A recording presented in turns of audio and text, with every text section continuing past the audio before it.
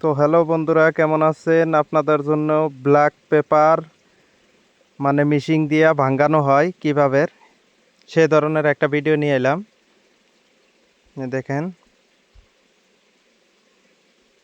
অল্প অল্প করে মিশিংয়ে দেওয়া লাগে।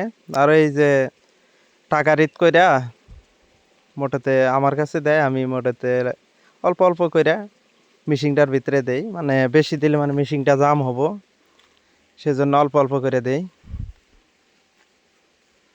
দেখেন কিভাবে পড়তেছে। তো ভিডিওটা ভালো লাগলে লাইক করবেন, কমেন্ট করবেন, বেশি বেশি করে শেয়ার করার চেষ্টা করবেন। আর ইউটিউব চ্যানেলটাকে সাবস্ক্রাইব করে দিবেন।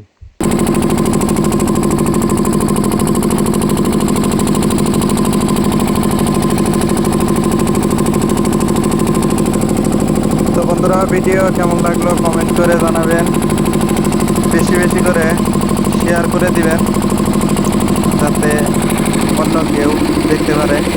এই যে দেখেন, মিশিংয়ের গাঁও গ্রামে যে আমরা মাকই ভাঙ্গাই, সেম মিশিংটাই ধরেন অল্প একটু ইউনিক এটা, বাকি কিছু না। মেশিনটা অল্প ছোট হয়, মরিচ তুলে ভাঙাইতেছি। দেখো, আমরা বাংলা ভাষায় কই গোলমরিচ।